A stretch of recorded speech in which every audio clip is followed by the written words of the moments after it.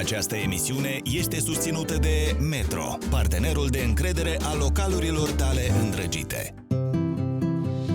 Mi-am bătut mâna zi de zi, doar așa pot să înveț. Deci deja mâinile mele simt aluatul, simt câtă mai ia. Prin muncă am înțeles și valoarea pâinii, nu din prima. Mi-a fost foarte rușine, mi-era foarte rușine să cer bani pentru pâine la început. Tot darul ăsta al ei de a spune povești despre pâine, i-a îndrăgostit pe oameni de ea și i-a făcut să vrea să o susțină, să-i dea un ban, să pună la grămadă, ca femeia asta să se vadă în brutăria ei. Pâinea natcăi este deja un narativ, o îmbinare de cuvinte care circulă printre persoanele care știu ce înseamnă să mănânci pâine sănătoasă.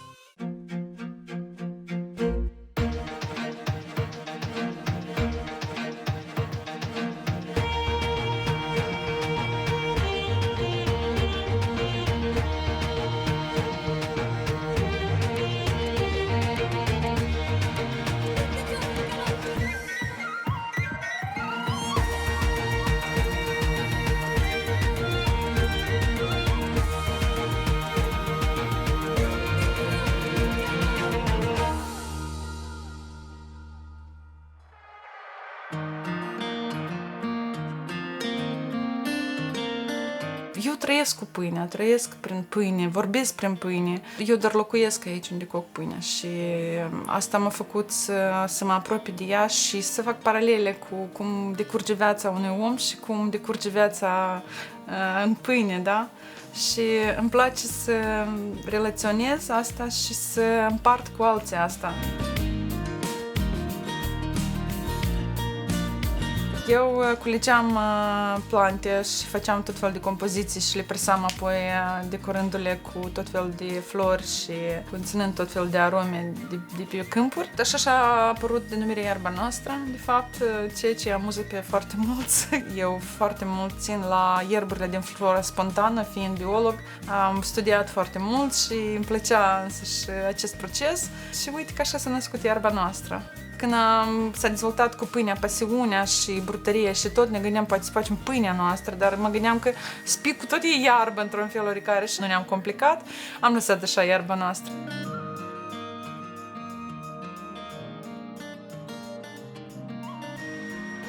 Înainte să mă apuc de pâine, am crescut gemenii, copii. Paralel lucram la asociația AITA, ca expert în relații internaționale. Am terminat juridică și cumva nu mi-a reușit să lucrez pe specialitate.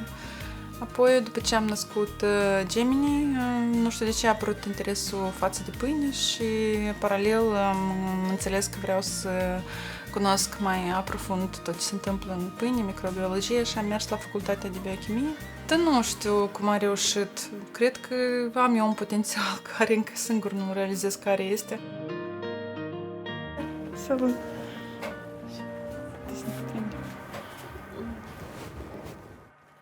Asta vine din copilărie și chiar mai mult pentru că străbunica mea, Maria, a învățat toată lumea din sat să coacă pâine și a fost tot timpul o tradiție. Nu știu, mama în fiecare săptămână cocea pâine și un cuptor din asta cu lemne plin cu pâine. Era și o tradiție când prima bucată de pâine sau prima pâiniță dădea primului trecător. Adică noi nu aveam dreptul să ne așezăm la masă până când deci nu era servit primul trecător de pe stradă și asta e o tradiție foarte frumoasă care eu am absorbit-o. Și de partea tatălui meu, bunelul meu, Filip, deci împărțea pe timpul războiului, pe timpul foametei, pâinea pe gramaj oamenilor. Momentul în care m-am apucat de pâine, asta a fost când eu am divorțat. Și atunci, pentru că eu eram foarte domestic, așa, eram pe lângă copii, pe lângă casă, eu nu am îndrăznit să ies în lume, să spun că eu cu pâine. Dar momentul culminant a fost atunci când eu am divorțat și am rămas fără serviciu și am avut doar maiaua la îndemână. Și cu ajutorul maielei, uite că am ajuns unde am ajuns. Asta a fost așa foarte spontan, de la sine cumva și pâinea mi-a tămăduit unele răni, ca să spun așa, pot spun așa, adică m-a vindicat de foarte multe situații în care a trebuit să îndur ceva, da, așa mai neobișnuit. Și asta a fost așa ca un tratament sufletesc în acea perioadă. Dar deja e depășit. Deja e depășit, sigur. Mi-am bătut mâna zi de zi, doar așa pot să înveț. Deci deja mâinile mele simt aluatul, simt câtă mai ia. Sunt foarte mulți factori care influențează pâinea, deci mai ales că dacă eu coc doar cum mai ia pâinea și de la zi la zi totul se schimbă, astăzi umiditatea e una, mâine alta, procentajul fix așa diferă în dependență de factori exteriori și iată așa am învățat și este tot timpul un proces viu. Tot timpul, nu poți să spui că, uite, că știu totul. Este un proces cât o cale de viață. Eu nu știu dacă pot să spun că eu foarte multe cunosc, chiar dacă am învățat și biochimie. Este o cale cât o viață. Eu cred că am multe încă cât învățat de la Maia și de la pâine. Primii pași, iată că lumea mai mult m-a scos la iveală pentru că eu niciodată n-am avut curajul. Și așa, din cunoștință, în unul în altul, s-a aflat că coc pâine, ceea ce coceam un pic în plus, vreau să le vând și așa s-au atașat de mine două cliente care mi-au dat curajul și eu coceam un pic mai mult pâine, chiar aveam necesitate și de bani și aveam și plăcerea asta să dau pâinea care îmi iese. Și așa am fost încurajată să fac ateliere, workshop-uri mici, pentru chiar prima atelier a fost la mine acasă, când copiii erau mici, pentru că eu nu puteam să merg să lucrez. Da, așa a început acasă. Primul atelier, am adunat câteva persoane și învățam să fac pâine. Apoi am început să fac ateliere pentru mai mulți. Am fost invitată în unele localuri să fac pentru mai multă lume și așa lumea cumva m-a scos în lume. Am avut niște prieteni care mi-au oferit pur și simplu un spațiu absolut gratis în care eu coceam săptămânal pâine și veneau oamenii, știau că eu acolo coc pâine, veneau tot cunoștință din cunoștință și îmi cumpărau pâine.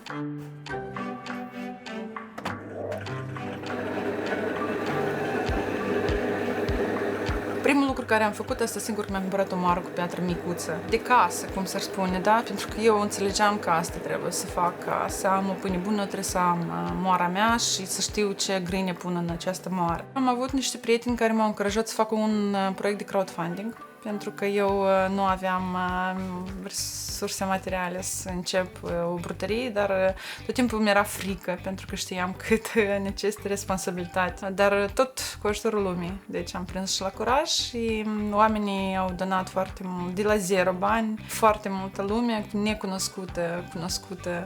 Și uite, cu ajutorul cu proiectul de crowdfunding și ODIM am creat acest spațiu mic de brutărie. În total, cu siguranță vreo 40.000 de euro. Sigur că o mică parte ODIM și foarte mult părinții mei și crowdfunding-ul cred că au fost vreo 16.000 de euro. Și sigur că asta iar m-a încurajat să merg mai departe și tot așa, de la săptămână la săptămână, cu curajul oamenilor, pentru că de altfel nu știu cum. Dacă nu avea să fie acești oameni care m-au încurajat prin proiectul de crowdfunding, eu nu avea să fac, nu avea să am curajul să pornesc o brutărie, pentru că necesită foarte multe investiții. Chiar ceea ce vedeți din utilaj, moară, totul, astea sunt bani destul de mari și iată că așa am pornit-o. Eu consider că Natalia a adus foarte mult societății noastre prin promovarea însuși a acestei tradiții, a acestei valori și a acestei noțiuni noi, poate și în cultura noastră gastronomică. Pentru că așa se dezvoltă încetul cu încetul, începem să cunoaștem produsele, începem să cunoaștem alimentație mai corectă și faptul că până la ea nu se vorbea deloc despre brutării artizanale, despre pâine coaptă acasă, despre pâine sănătoasă și este începutul în tradiții foarte frumoase, este începutul unei griji față de sănătatea noastră, față de ce folosim, cu ce ne alimentăm și pune baza la o tradiție foarte frumoasă de a avea cât mai multe brutării cu pâine artizanală, cu pâine coaptă de mână. Pâinea natcăi este deja un narativ, adică deja este o îmbinare de cuvinte care circulă printre persoanele care știu ce înseamnă să mănânci pâine sănătoasă. Respectiv, da, cred că a fost una din promotoarele acestui curent, adică să faci pâine bună, pâine sănătoasă. Sunt un sumedenie de rețete, dar eu totuși aleg pâinile care îmi plac mie cel mai mult și le lucrez și le ajustez. Unica pâine, temelia, este mândria mea. De prima dată m-am simțit mândră și m-am simțit că sunt brutară asta când am inventat. Asta e prima invenție, într-adevăr, a mea, este temelia. Restul pâinicilor sunt trase, sigur că după rețete foarte vechi, toate pâinile sunt cumva venite de la strămoși, da? Din rețete vechi, ajustate, după calitatea făinii, după apă, după condițiile noastre, temperatura, eu deja le-am ajustat și sunt niște rețete fixe pe care eu le urmez deja ca tatăl nostru. Temelia este, da, unica pâine după care m-am simțit, wow, eu am combinat ceva mai mult și a ieșit ceva super după mine. Asta este pâinea mea preferată, care scoate mai mult de 12 ore, de la 12 până la 24 de ore și care se păstrează mai mult de 3 luni. Este pâine făcută din secară zdrobită. Noi măcinăm secara, deci dacă e bobul de secară așa în 4 zdrobit și culoarea asta cafenie intensă este datorită faptului că se caramelizează ca în timpul ăsta în cuptor. Și este un mix de condimente care eu l-am încercat și care cred că este și mândria. Sper că țara noastră se va mândri de pâinea asta, pentru că și denumirea temelie este ceva foarte temeinică, este o pâine foarte sățioasă, bine aromată, concentrată, așa o pâine cu caracter.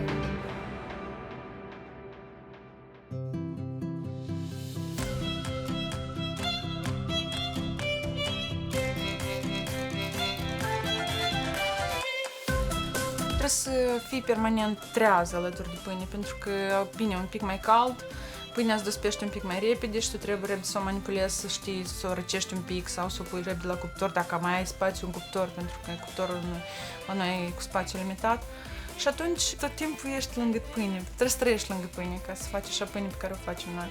Însăși persoana brutarului este cea care aduce pâinea la o anumită consistență, momentul, dispoziția pe care o ai când o faci. Adică comunici până la urmă, pentru că, iarăși, mai iau sunt niște bacterii și, respectiv, la un anumit nivel, o anumită vibrație, o anumită comunicare dintre om și substanța asta, din care până la urmă o să fie pâinea dospită, este și ea undeva, cred eu, un contact, un simbioz, spunem așa, dintre organisme.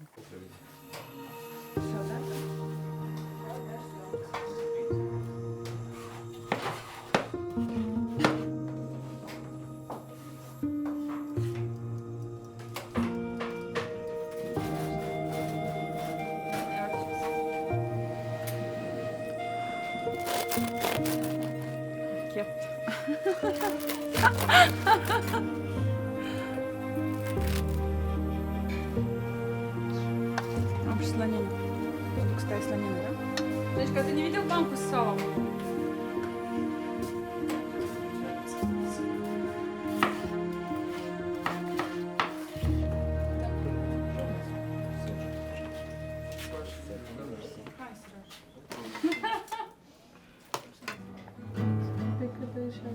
Ты из кружитес?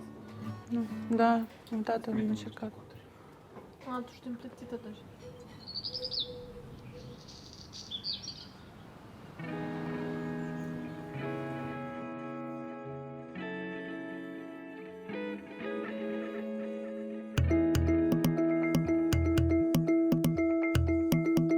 Foarte mult spun că am avut curajul eu să ies în piață și să vin cu o pâine așa scumpă.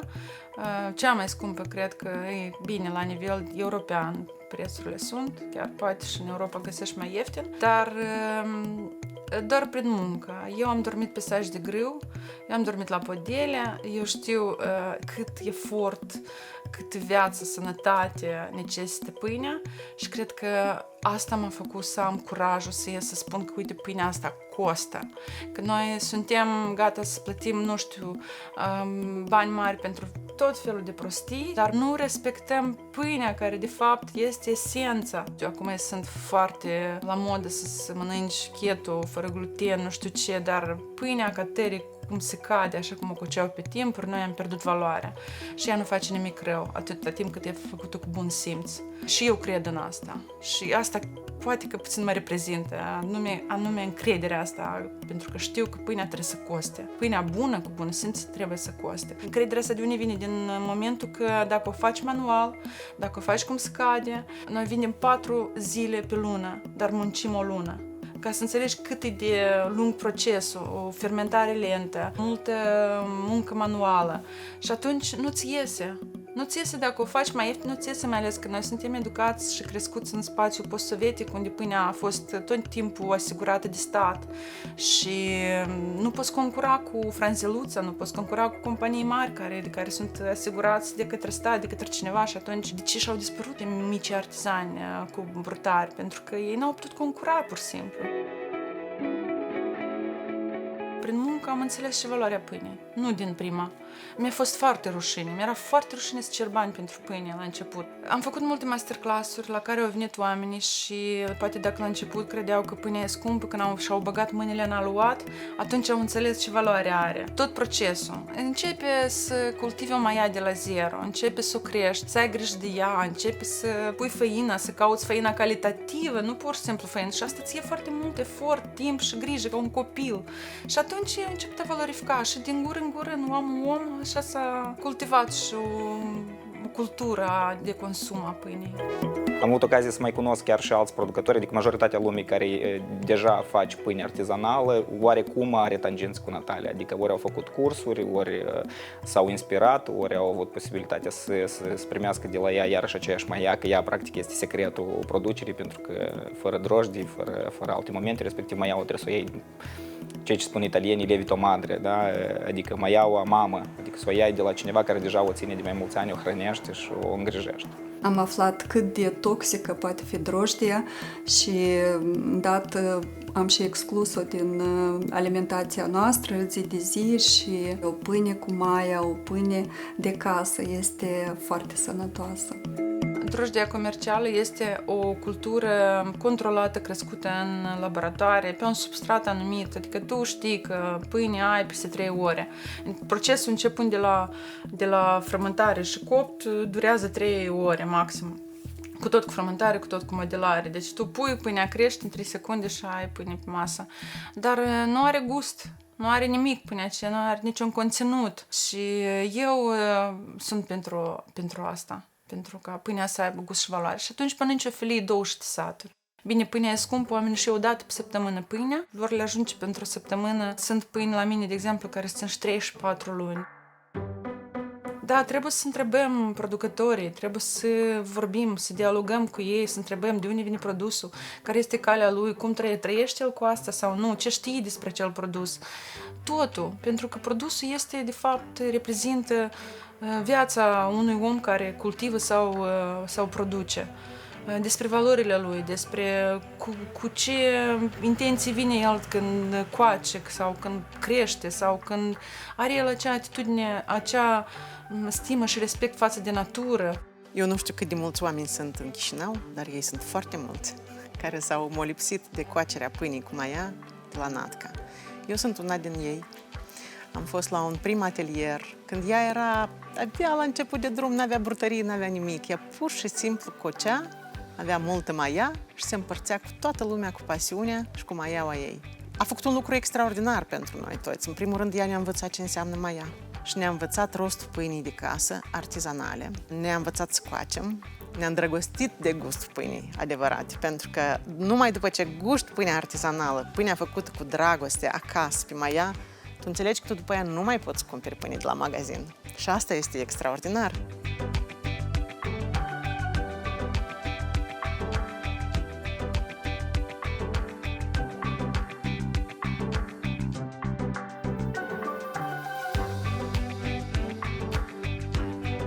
Am pus cu maia lapte de casă, de capre, a fermentat aluatul cu miere și apoi am adăugat făină de secare, semințe, de in, de susan, miere neapărat și așa s-au primit turtele. Înainte de a apărea cuptoarele, oamenii în mod normal încălzeau pietrele și pe aceste pietre coceau aluat și le se primeau turte.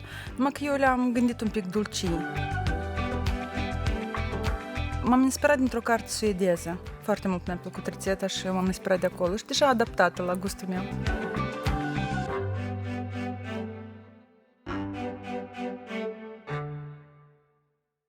Cineva de sus m-a vocat pe mine. În familia noastră să știe că fie e pâine de la natca, fie nu e pâine. La mine în fiecare sâmbătă este ultima zi când eu coc pâine din viață.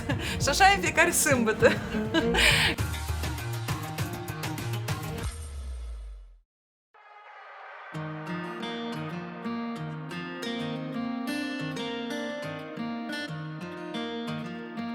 Când ne ducem la piață, noi noaptea aceea de obicei nu dormim, pentru că se coace pâine toată noaptea, pentru că noi de obicei ne dorim să venim cu aroma de pâine așa la piață, să simțim aroma pâinii și atunci noaptea aceea ne schimbăm cu Jencica, noi toată noaptea coacem. Foarte mult cărat de cutii cu pâine în mașină, ne încărcăm, ne ducem la piață, vindem pâine. Admirăm oamenii care vin în comunicare, e extraordinară cu oamenii care cumpără pâine. Și revenirea acasă și apoi dormim până duminică seara. Nu ne mai trezim. Dormim. Știi, este tot timpul un echilibru ăsta când tu dai totul și când mergi la piață și vinzi pâinea și parcă partea asta se compensează, știi? Eu, de exemplu, am așa o obișnuință, la mine în fiecare sâmbătă este ultima zi când eu coc pâine din viață. Și așa e fiecare sâmbătă. Când noi coacem totul, da, vindem la piață, oamenii vin mulțumiți, cu mare recunoștință spre noi și noi ne încărcăm cu asta. Și atunci, după piață, tu ai banii ăștia și tu nici nu le duci contul, nici nu te interesează. Apropo, vii cu banii ăștia așa, pur și simplu și te gândești, Doamne, mulțumesc că a trecut săptămâna asta, dar îmi pare că asta e ultima sâmbătă din viața mea când eu coc pâine, pentru că așa e asta de epuizant, într-un fel oarecare. Și uite că dormi duminică, dormi luni, dormi marți, binișor și începi a te gândi iar la acești oameni care o să vină sâmbătă și iar o să vrei pâine, copii, toții știi în față deja, știi, când coci pâine, eu îmi imaginez pe toții în față, le cunosc numele, le cunosc preferințele, le cunosc copiii, bunei și asta e frumos. Partea asta frumoasă mă ajută să trec peste aceste greutăți. La noi pâinea de la natca e o tradiție. În familia noastră să știe că fie e pâine de la natca, fie nu e pâine. Și e mult acolo, e emoție, e prietenie legată datorită pâinii. E mult de tot și foarte valoros. Și asta e important. Но если уже позволять себе хлеб, так позволять уже только очень что-то хорошее. Действительно, чтобы там была группа витаминов, которые нужны, чтобы мы не переживали, что там химия добавлена больше, чем муки, семечек и всего остального. Этим ребятам я верю, да. Я уже, наверное, года 2 у них покупаю. Действительно, если они говорят, что там на старинной закваске, то все, что я могу прочитать про это, все сходится, да. Я покупаю его уже как бы достаточно долгое время. Он отличается от того, что продается в магазине. Он сам по себе очень вкусный, к тому же очень полезный. И он напоминает хлеб, который был у нас в детстве, если помните, когда пекла бабушка. Приезжаем практически каждые выходные сюда, чтобы закупиться на неделю хлебушком. Покупаем друзьям тоже, вот кто просит.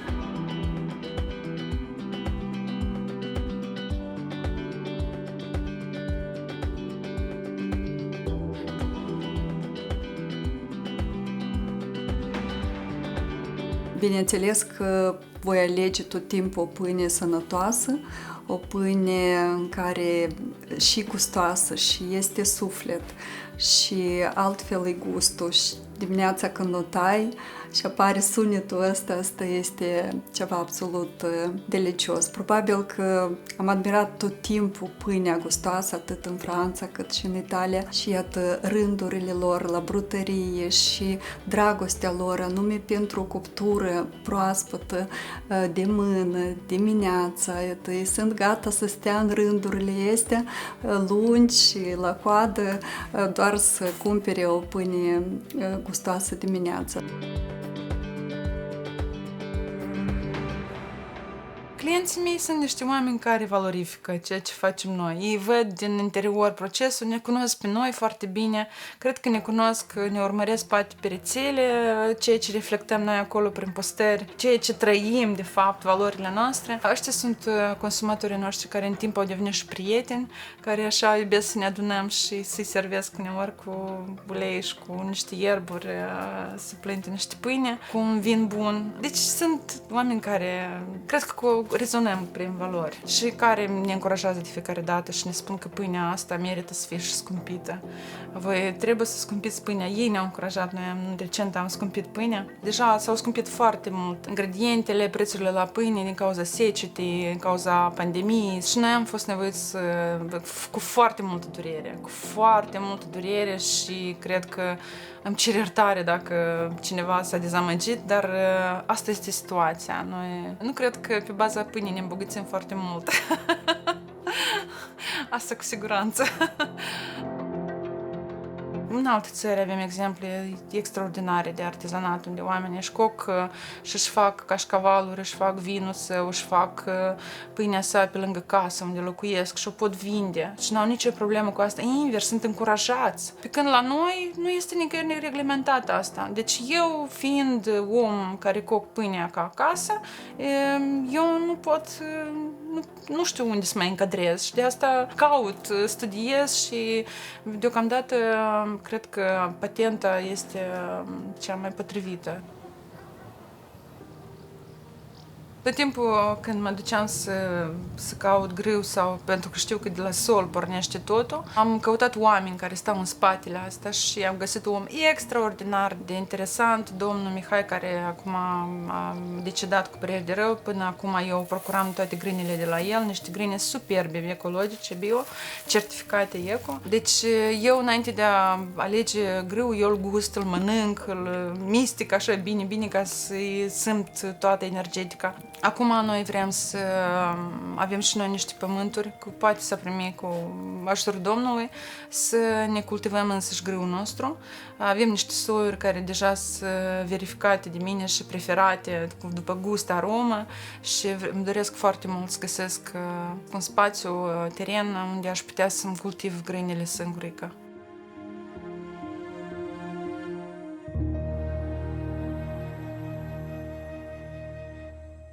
Construim brutăria din Căpriana.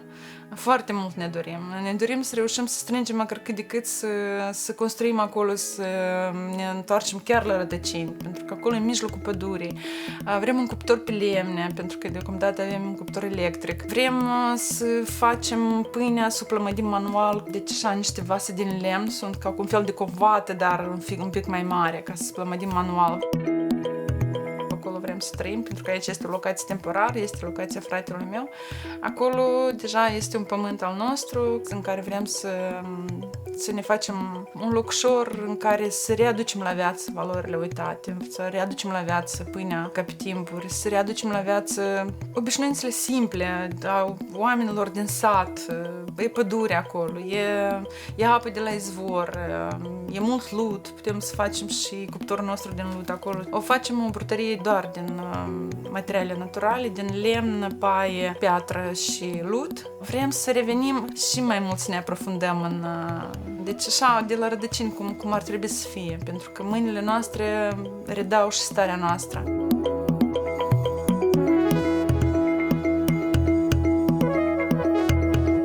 Pâinea transmite starea de spirit, iubirea de viață și de oameni a omului care o face. Nadca este un om mare, o mare iubitoare de viață și de oameni și felul în care ea povestește, ea este o talentată povestitoare. Asta a ajutat-o până la urmă, la un moment dat, să-și facă un loc sub soare în acest oraș, deschizând acea brutărie. Eu sunt sigură că ei nici până în ziua de astăzi nu-i vine să creadă în minunea prin care a trecut când a pornit campania de colectare de fonduri ca să-și adune banii de brutărie. Și extraordinar este faptul că ea n-a învățat asta de nicăieri. Asta este pur intuitiv. Tot darul ăsta al ei de a spune povești despre pâine i-a îndrăgostit pe oameni de ea și i-a făcut să vrea să o susțină, să-i dea un ban, să pună la grămadă ca femeia asta să se vadă în brutăria ei. Eu nu știu ce simt, eu simt că cineva mi-a găsit vocația. Eu nu știu dacă pot spune despre mine ceva, dar eu cred că cineva de sus m-a vocat pe mine. Și nu numai pe mine, toată echipa mea. Nu cred că eu sunt mare brânză aici cu Doamne ferește și vedetă. Eu cred că cineva de sus ne-a vocat pe toți aici, ne adună. Ne adună, pur și simplu, cu oameni extraordinar de buni în jur, vin cu ajutor, cu totul, cu sfaturi, E extraordinar. Rețeta am luat-o de la mama mea. Așa făcea ea când noi eram mici, cocea foarte mult pâine în cuptor cu lemne și tot timpul făcea o pencuță din asta când făcea cuptură, multă cuptură, o dată pe săptămână. Astea erau adorabile, pur și simplu, pentru noi toți. Erau fierbinți, scoase, coapte din cuptor, mirosul era din stradă, era fantastic. Coaceți pâine acasă pentru că e cea mai gustoasă pâine coaptă în casă. Alegeți o făină bună, calitativă de asta și puneți acolo starea de recunoștință atât. Mai mult nimic nu necesită pâinea. O stare de recunoștință solului, Dumnezeului, naturii, pentru că vă dă această posibilitate să faceți o pâine. Și atât, și mulțumiți și o să vă iasă o pâine foarte bună. O pâine simplă, bună, făcută în casă este cea mai gustoasă.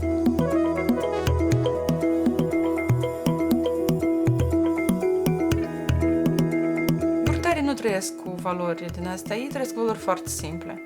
Ei trăiesc cu pâinea. Și atât timp cât tu ai în cap pâinea, te interesă, eu pot să dor și pisaj de grâu. Eu pot să dor și acum pisaj de grâu. Important pâinea să-mi crească. Iată cum.